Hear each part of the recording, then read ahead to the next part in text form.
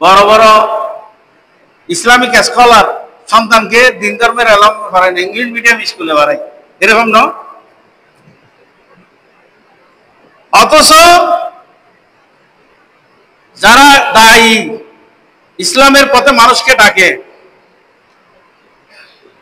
আমরা যারা আলেম ওলামা, আমাদেরকে বলা হয় মুক্তাদিয়ে কওম।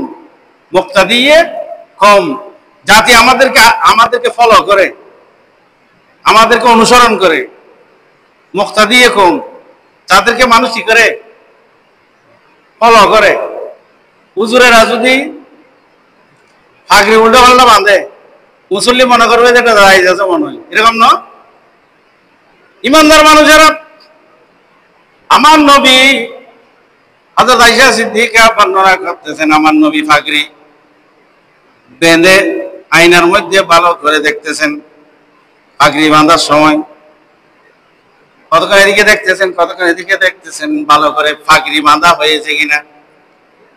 আয়েশা সিদ্দিকা বলতেছেন, ইয়া রাসূলুল্লাহ, আপনি এভাবে কেন ফাগড়ি বাঁধতেছেন? এত যত্ন করে কেন ফাগড়ি বাঁধতেছেন?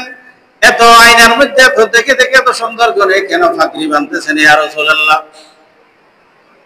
এমনি বেঁধে ফেললে তো হয়, যে কোনো ভাবে বেঁধে ফেললে হয়। আমার নবী বলতেছেন, আয়েশা তুমি কি বলো? আমি নবী, আমার দিকে সমস্ত উম্মত তাকিয়ে থাকে, সাহাবায়ে কেরাম তাকিয়ে থাকে।